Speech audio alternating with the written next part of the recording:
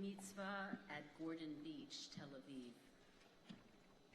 Down the ramp to the sun-sequined sea, I was musing over the time I was 7 and living on King's Highway and practicing handball against the neighbor's brick wall when I looked down and found $7 lying on the ground and climbed the steps to ask the woman if she had lost the money. Went home a few doors down for my father to scold me. Of course she'll say it's hers. For days, I lived part fearing someone would knock on our door, part knowing I had entered an open sesame of good luck, whispering $7 into the air, into my father's ear, into my mother's, my sister's ear, a chant for chance, $7, till my sister and I went to buy Mousetrap and a teal vinyl dressing case for my Tressie doll. Her hair grows. Back then, I only wanted dolls that were miraculous, could speak or record my voice or grow their hair. So what triggered me to think of this memory, teal-tinged more than 50 years later at Gordon Beach, where I paid for chaise longue and umbrella after buying my coffee and approaching the sea?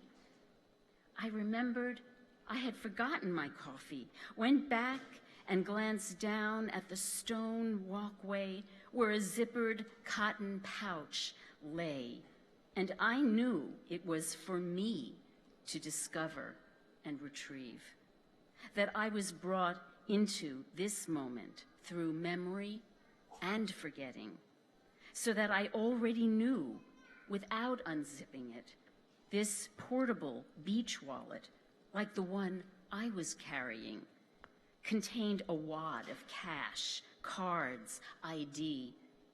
Having no local phone, I stopped an Israeli couple after knocking on the window of an empty police car, asked them to return the wallet as soon as possible. All of us were heading into the Sabbath. I knew I could trust them, that I was sharing the mitzvah of returning lost objects to their owner. Then I dove into the teal sea, where the sun made helixes and sine curves on the surface for me to swim through.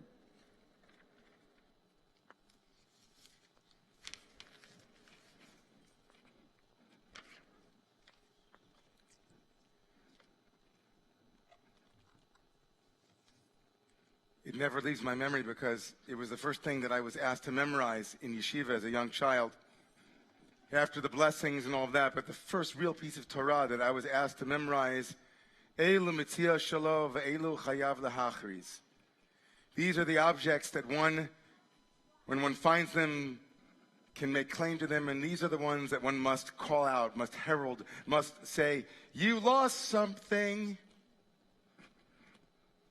If you find $1 or 7, does it have simanim? Does it have anything that distinguishes it? Is it someone's? Would they be able to claim it? Is there a notion of yeush? Shalomidas, shemidas? Does somebody give up? Depends. If it's very valuable, they never give up. So even if 10 years have passed, it's still valuable. They say, no, you can't claim that even though 10 years has passed, it's valuable. I always thought that I would find it. Finding and losing. A metzia. A metzia is Yiddish for like, find me a find, catch me a catch. A metzia is, on sale. What a metzia. Look what I found. We use that term, finding and losing. Losing and finding. I found my voice, someone said to me this week. And I wondered, Where had it been lost? I found my Bashert. I found my job. I found. The great German philosopher Jürgen Habermas said that religion can be summed up in one sentence. Something is missing. Some others call it the metaphysical blues. After 4 yachts and 8 homes, something is missing. These are the things that we lose and others find them. And the world of lost and found, the world itself of religion and making meaning, lost and found. It is a very simple expression in the beautiful poem of Sharon Dolan. The mitzvah of Hashavas Aveda, the mitzvah, the divine or the biblical commandment of returning a lost object. It appears in the book of Exodus. It appears tomorrow morning in the Parshat that has within it the most mitzvot. Lo tirei et shor achicha o et tzayon nidachim v'talamta mehem. Hashev tishivem achicha. The Torah tells us in chapter 22 tomorrow morning of the book of Deuteronomy, don't see the ox of your brother. The Torah goes out of its way to say your brother twice. Your brother's ox, yes, your brother's ox, and ignore it.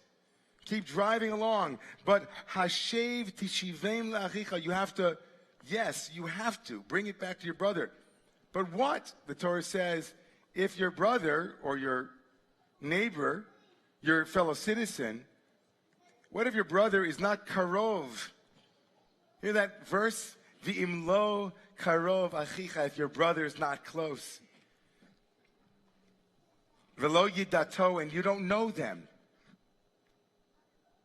V'asafto el toch beitecha. Then bring it into your house. Ad derosh achicha oto v'hashivoto lo. Until your brother, your citizen, your friend, until the one to whom it belongs comes looking for it, and then give it to them. The Torah goes out of its way to say, and that's what you do for their donkey, do it for their simla, for their garment. For any object, for anything that is lost to them, lo tuchalit alein. You have no right. You have no right, says the Torah, or maybe more strongly, hopefully you are a person for whom it is impossible to ignore that. So you hear the Torah every year as we approach Rosh Hashanah and Yom Kippur. Every single year as we are busying ourselves with the tshuva, with the returning, with the repair work. The Torah talks to us about what it is to return something that is lost. And it isn't lost on me or on anyone here. That the Torah is not only speaking about objects, a pen, a garment, a favorite sweater, or a, computer. The Torah here is speaking to the very existential depths of each and every one of us. Each and every one of us that comes into this time of the year for whatever reason with a sense of something might be missing. Something might be lost. Some things can never be found again. Each and every one of us shows up at this time of the year. And we are both the one who finds what others lose and also the one who's lost something but isn't even aware of it yet. We don't know where it is. And the Torah says that in the work of returning souls and hope, V'imlo karov achicha elecha, if your brother is not close to you, if you don't feel close to it, you feel you're walking into the high holidays, and either on the one hand you're wondering, what is wrong with me that I don't feel anything, and I'm just a big imposter, and it's that time of the year again, and I'm just feeling numb. Or maybe not. Maybe you're one who is absolutely in that place. And the Torah says, Adirosh achicha oto v'hashevoto lo. That even in that place where we don't know to whom it belongs, where to find it, in this maze of responsibilities that are behavioral maybe, but here existential, how do I work with finding what's lost? There's a modicum of derisha that's required, of looking for it, looking for what has been lost. Derisha. I know that for myself, it feels that my amygdala has been constantly been triggered every day of every week, of every month for a couple of years now. I don't know about you. It feels as if I have been living in the world of tohu vavo, confusion, confounding, what shoe will drop next? Are there any shoes left to drop? Yes, I'm sure. Because nobody here feels on any level confident that there is a limited number of shoes. And so to some degree, we're already pre-exhausted for the high holidays. We walk in and we feel as though maybe the high holidays are not a time for seeking anything. There's just a time for, oh my goodness, I just gotta, let me get there. Did I get tickets yet? I forgot. Wait a second, what's going on? It's the high holidays again? But irrespective, the Torah says some people, it takes a while for them to start realizing something's missing.